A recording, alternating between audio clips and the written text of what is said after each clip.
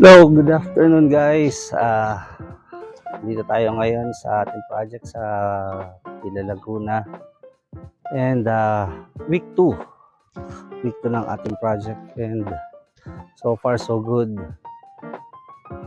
Yung 14 na main columns ay lahat ay erected na. So nandyan yun, nakita na natin ang pinaka kalakihan ng bahay. Lahat ng foundation yan ay nabuhusan na. Kaya yung ibang support ay inalis na rin. Makita yan dito. May mga buhos na yan.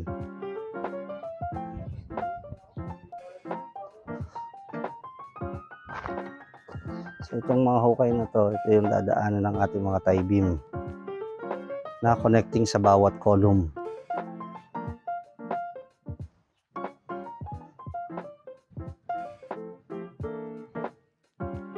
Pakita ko sa inyo mamaya yung mga tie beam na nabuhusan na natin.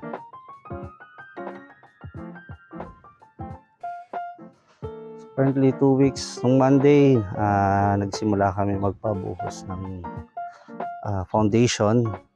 Doon nagkaroon kami ng konting seremonyas tulad ng nagpadugo kami, yung kalakaran sa construction na bago magpabuhos is nagpapadugo ng dugo ng hayop, nagbubuhos ng dugo ng hayop sa mga pundasyon. Yun kasi mga paniniwala. Papaliwanag ko yan in a separate video kung ano yung mga ibig sabihin ng mga kaugalian na yun. Naglagay din ng coins ang ating client, pinabless nila sa pare. Then bawat foundation naglagay sila ng mga coins, naglagay din sila ng mga bless na piraso ng palaspas. Sa bawat foundation din naglagay sila. So itong part na to, yan yung ating tie beam pero wala pa yan yung extra bar. Yan. Puntahan natin mamaya yung part na may buhos na. So dito hindi lang ako makatawid. Pero may ano na rin yan. May buhos na rin yung foundation na yan. Even yung part na yan. So libot tayo.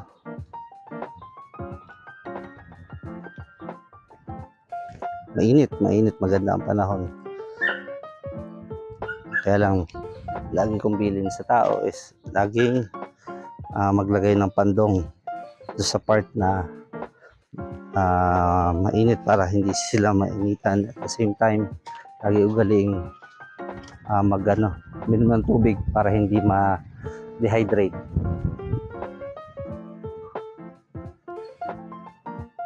Yung mga kaabang na dyan, yung ating mga hollow blocks para doon sa lower portion.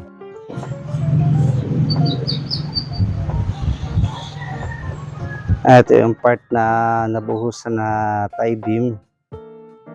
Yung tie beam kasi is nagko-connect sa column to column.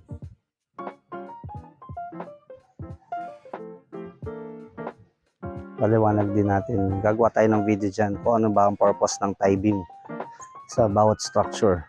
Hindi lang yan pang residential, even mga pang commercial at saka mga high rise. Depende yan sa kung ano magiging design ng civil engineer or ng structural engineer.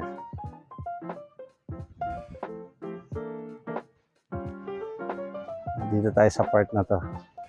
Then going pa dyan na rebar works.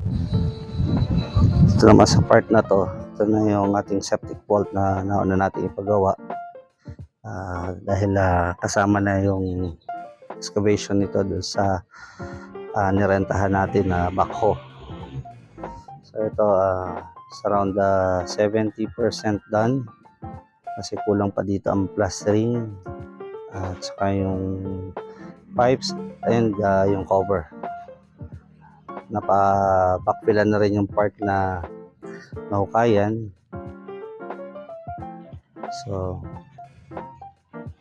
papaano natin yan, water compaction natin yan para maganda yung compaction ng lupa at hindi dumating yung time na nakikita natin bumababa yung lupa.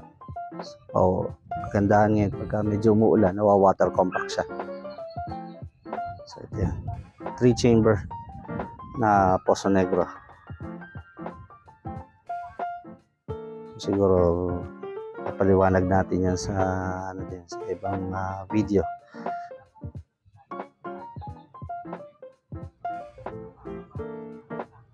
Ito guys, quick 2.